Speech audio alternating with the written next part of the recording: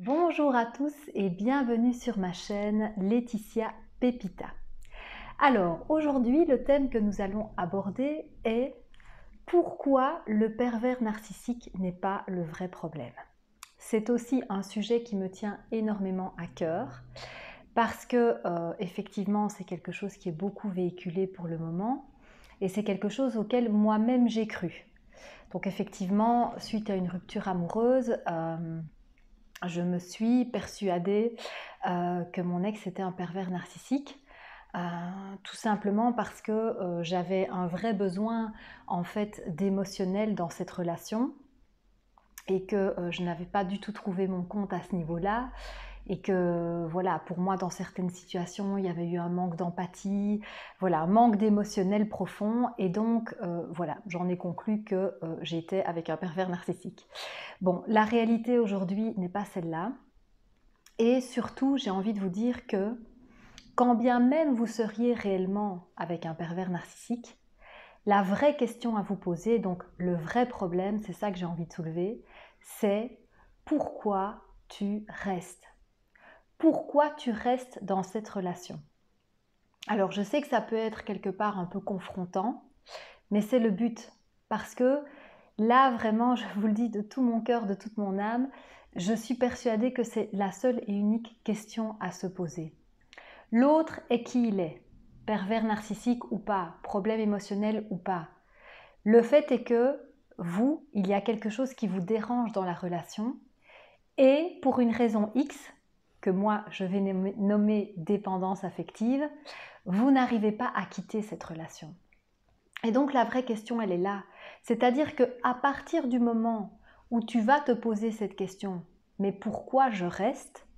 Si tu es sincère et honnête avec toi-même, tu vas pouvoir prendre en considération l'ampleur de cette dépendance affective, l'ampleur de ce manque d'amour et d'estime de toi. Tout simplement parce que si tu penses réellement être avec un pervers narcissique, donc tu sais tout ce qu'on dit des pervers narcissiques, et en vrai, toute personne qui s'aime vraiment, qui a du respect pour soi, n'aurait absolument pas envie de rentrer dans cette relation. Donc si tu penses vraiment être avec un pervers narcissique, il faut se demander mais pourquoi je n'arrive pas à partir? Et on aura beau vous expliquer par A plus B tout ce qu'un pervers narcissique peut vous faire, les jeux de manipulation, la manipulation, truc, machin, souffler le chaud, le froid, je suis d'accord avec vous. Mais le truc c'est que à partir du moment où tu t'aimes profondément, à partir du moment où tu te respectes, à partir du moment où tu as travaillé sur toi et ta dépendance affective et que tu arrives à rester seul, à partir de tout ça, tu vas simplement considérer que l'autre personne ne te convient pas. Qu'elle soit un pervers narcissique ou pas, n'y changera rien. Toi, tu seras juste bien dans tes baskets, bien à ton aise et tu te diras « Mon chouchou, t'es bien mignon, t'es bien gentil, ou au contraire, t'es vraiment très méchant. Moi, je m'aime, je me kiffe. Dans cette relation, je ne reste pas. C'est tout. » Alors, je sais qu'évidemment, tout ça, ça paraît ouais, c'est facile Laetitia, ce que tu dis là, etc.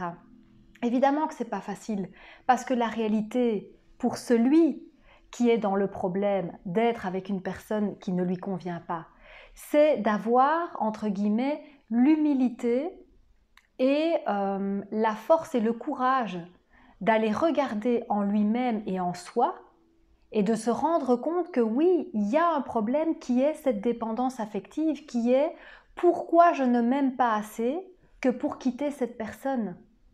Pourquoi je n'ai pas assez d'estime de moi que pour me dire ça ne me convient pas et peu importe l'étiquette que tous les psychologues du monde pourraient mettre sur cette personne, elle ne me convient pas et que je sache cette personne ne vous enferme pas à clé dans votre appartement et ne vous dit pas à vie tu vas rester là et tu ne peux pas me quitter. Je sais que oui, dans certaines histoires assez dramatiques, on peut en arriver jusque-là. Mais très honnêtement, avant d'en arriver jusque-là, il y a déjà souvent eu des signes précurseurs de choses qui ne fonctionnaient pas du tout dans la relation et pourtant la personne est restée. Voilà. Et moi, en toute humilité, je vous ai dit également que j'ai pensé être dans un genre de relation comme ça. Et donc, c'est aussi vous dire que, bah oui, j'ai été victime de dépendance affective d'une personne, c'est-à-dire moi, qui ne s'aimait pas assez, qui n'avait pas assez d'estime d'elle-même, que pour simplement dire à l'autre, écoute chouchou, t'es bien mignon, on a passé des chouettes moments ensemble, mais moi, dans cette relation, je m'y retrouve pas, parce qu'il n'y a pas assez d'émotionnel, il n'y a pas assez d'empathie, je ne me sens pas compris, je ne me sens pas écouté, je ne me sens pas choyé. Je m'en vais, voilà, avec ou sans toi, je serai bien. Voilà, donc ici pour moi, le but c'était vraiment simplement, si vous voulez, de retourner le miroir, vraiment retourner le miroir vers vous et de vous demander pourquoi je reste. Parce que la problématique, elle est la suivante, et moi-même de nouveau je suis tombée dans ce jeu-là, c'est que quand vous commencez à lire des choses sur les pervers narcissiques, à en parler autour de vous, à aller voir un psychologue pour aller dire tout ce qui ne va pas de l'autre personne, pendant que vous faites tout ça, vous êtes toujours à l'extérieur de vous-même. Vous n'êtes pas à l'intérieur de vous. Et donc, vous ne vous posez pas les bonnes questions. Vous allez sans cesse vers cet autre parce que même si c'est pour le critiquer, même si c'est pour dire tout ce qui ne va pas, il reste le centre de votre univers, le centre de votre monde.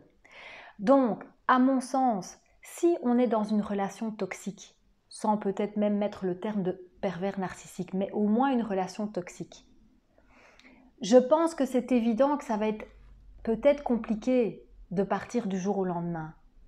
Mais la seule possibilité à un moment donné de quitter cette relation, c'est de vous renforcer vous-même, de faire un travail sur vous, d'être accompagné, de lire, d'écouter des podcasts, d'aller voir des thérapeutes, mais c'est vraiment de vous reprendre en main, de vous responsabiliser et de vous dire il n'y a personne qui m'oblige à rester avec cette personne-là justement. Il n'y a personne. Donc si je reste, c'est que le problème est chez moi. Et je dois avoir l'humilité, le courage et l'amour de moi-même surtout pour me dire je suis donc la seule personne qui va pouvoir me sortir de cet enfer. Et ça, quelque part, c'est la bonne nouvelle. Voilà, c'est de reprendre votre pouvoir. Voilà tout ce que je vous souhaite. Eh bien mes amis, je vous dis à tout bientôt. Gros bisous.